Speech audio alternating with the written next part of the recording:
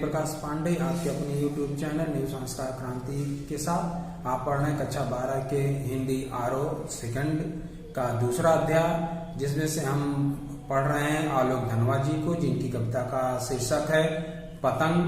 आज हम पतंग कविता के दूसरे पद का अध्ययन करेंगे और दूसरे पद को अध्ययन करने से पहले आप हमारे साथ दूसरे पद का सात स्वर वाचन करें। इसके बाद हम इसके संदर्भ को बताते हुए आशय को स्पष्ट करने का प्रयास करेंगे। तो आप हमारे साथ पतंग कविता का सात स्वर वाचन करें। चमकीले इशारों से बुलाते हुए, आकाश को इतना मुलायम बनाते हुए कि पतंग ऊपर उठ सके, दुनिया की सबसे हल्की और रंगीन चीज उड़ सके, दुनिया का सबसे पतला कागज उड़ सके, बांस की सबसे पतली कमानी उड़ सके, कि शुरू हो सके सीटियों, किलकारियों और तितलियों की इतनी नाजुक दुनिया।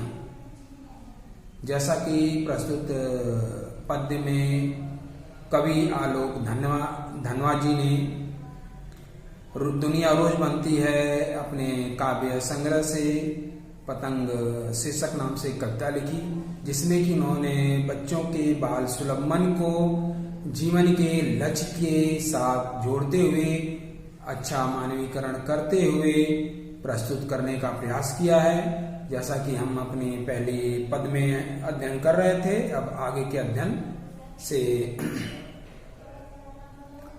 देखते हैं और उसको पढ़ने का प्रयास करें। जहां तक इस कविता के संदर्भ का प्रश्न है तो संदर्भ पूर्व संदर्भ जैसा ही रहेगा। हम इसको तेजी से बताते हुए आगे बढ़ रहे हैं। प्रस्तुत ललित कलित पद्यांश हमारी पाठ्य पुस्तक आरोह भाग 2 के पतंग शीर्षक नामक कविता से लिया गया है और इसके जो कवि हैं हिंदी साहित्य आकाश के दीप्यमान कवि और आधुनिक युग के कवि आलोक धनवा जी हैं, जिनकी भाषा सरल और सहज प्रतीक होती है। अब हम इस कविता का आशय स्पष्ट करने का प्रयास कर रहे हैं। कवि कह रहा है, चमकीले इशारों से बुलाते हुए, आकाश को इतना मुलायम बनाते हुए। चमकीले इशारों से बुलाते हुए और आकाश को इतना मुलायम बनाते हुए। कहने का तात्पर्य है कि कवि का ये भाव है कि जब बच्चे पतंग उड़ाने के लिए छत पर या मैदानों में निकलते हैं, तो जब पतंग आसमान में निकलती है तो चमकीले आकाश में जब उड़ने का प्रयास करती है पतंग, उसमें बच्चों का जो भी अपना एक भाव होता है और अपने एक भाषा होती है, जिसमें चमकीले इशारों से बुलाते हुए बच्चे एक दूसरे को अपने कुछ अलग अंदाज से बुलाते हैं और आकाश को इतना मुलायम बनाते हुए। जो आकाश कभी कर्कश समान दिख रहा था, जहां कुछ भी नहीं था, बिल्कुल सुनसान पड़ा हुआ था, दूर दूर तक कहीं कुछ नहीं था, अब वहां रंग बिरंगे अलग अलग प्रकार के पतंग आसमान में उड़ रहे हैं।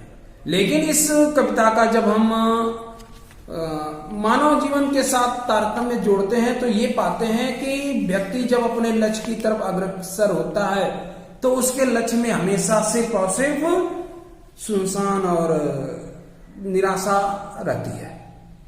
लेकिन जब वो लक्ष्य को प्राप्त करने के लिए अपने कर्तव्य और अपने साहस का रंग उसमें उड़ेल देता है तो लक्ष्य उसका रंगीन हो जाता है। ठीक उसी प्रकार से कवि आगे कह रहे हैं कि पतंग ऊपर उठ सके, दुनिया की सबसे हल्की और रंगीन चीज उड़ सके। कह रहे हैं कि जिस प्रकार से पतंग सबसे ऊपर उठने का प्रयास करती है, व्यक्ति को ठीक उसी प्रकार से अपने जीवन में भी सबसे ऊपर, अपने लक्ष्य में भी सबसे ऊपर जाना चाहिए। दुनिया की सबसे हल्की और रंगीन चीज उड़ सके। कवि ये कह रहा है कि जिस प्रकार से पतंग है दुनिया की सबसे हल्की चीज है। क्यों? क्योंकि वह उड़ रही है, हवा में तैर रही है, तो इसलिए वो दुनिया की एक हल्की चीज हो गई। कवि ये कह रहा है कि ठीक उसी प्रकार से आपका जो लक्ष्य है वह दुनिया से सबसे ऊपर होना चाहिए, क्यों? क्योंकि अगर दूसरी चीजों से आपका लक्ष्य दब गया तो आप दूसरी चीजों को प्राप्त करने का प्रयास करेंगे और लक्ष्य को आप भूल जाएंगे। दुनिया का सबसे पतला कागज उड़ सके, बांस की सबसे पतली कमानी उड़ सके। जिस प्रकार से एक पतंग उड़ाने के लिए कमानी, बांस और कागज का प्रयोग किया जाता है, ठीक उसी प्रकार से कवि यह संदेश देने का प्रयास कर रहा है कि आपको अपने लक्ष्य को प्राप्त करने में भी अदर सहयोगी चीजों का साथ होना पड़ता है, जिसमें आपकी बुक्स होंगे, आपके गुरु होंगे, आपके माता पिता होंगे। इन लोगों के साथ आप आगे बढ़िए और लक्ष्य को प्राप्त कीजिए कि शुरू हो सके सीटियों, किलकारियों और तितलियों की इतनी नाजुक दुनिया। जिस प्रकार से बच्चे पतंग उड़ाने के दौरान बहुत खुश हो जाते हैं, चिल्लाते हैं, हुर्री मारते हैं, सीटियां मारते हैं, और उसके बाद उनके जो रंग बिरंगी पतंगे हैं और जो उनके छोटे छोटे बच्चे हैं रंग बिरंगे अपने पोशाकों के साथ तितलियों के मानिंद उड़ते रहते हैं, ठीक उसी प्रकार कवि ये कहने का प्रयास कर रहा है कि आप भी उस लक्ष्य की दुनिया में अपने जोश के साथ, अपने उम्मीद के साथ, अपने योग्यता के साथ उड़िए और उस लक्ष्य को प्राप्त करने का प्रयास करें। क्योंकि पतंग जब जितने ऊपर जाती है बच्चा उतना ही खुश होता है। यहाँ पे जो पतंग है वह आपके लक्ष्य को इंगित कर रही है कि आप उस लक्ष्य को प्राप्त करने के लिए पतंग की भांति और ऊपर जाएं और उड़ते रहें। आगे की लाइन है, जन्म से ही वे अपने साथ लाते हैं कपास, पृथ्वी घूमती हुई आती है उनके बेचैन पैरों के पास। जब वे दौड़ते हैं बेसुध छतों को भी नरम बनाते हुए, दिशाओं को मृदंग की तरह बजाते हुए, जब वे पेन भरते हुए चले आते हैं डाल की तरह लचीले बेग से हंसते। इस कविता में कवि ने जब बालक के चंचल मन को उनके अंतिम लक्ष्य के साथ जोड़ते हुए बहुत अच्छा और सुंदर प्रस्तुति के साथ अपने बातों को कहा है। जन्म से ही वे अपने साथ लाते हैं कपास। कहने का तात्पर्य यह है कि जब बच्चा पैदा होता है तो जन्म के समय रुई के फाहे से जब उसको भूख लगती है तो उसकी जो माँ है वह रुई के फाहे से दूध पिलाने का कार्य करती है। अर्थात जन्म के समय ही जो कपास है उनके साथ लगा हुआ है और ताउम्र उनके साथ लगा रहता है।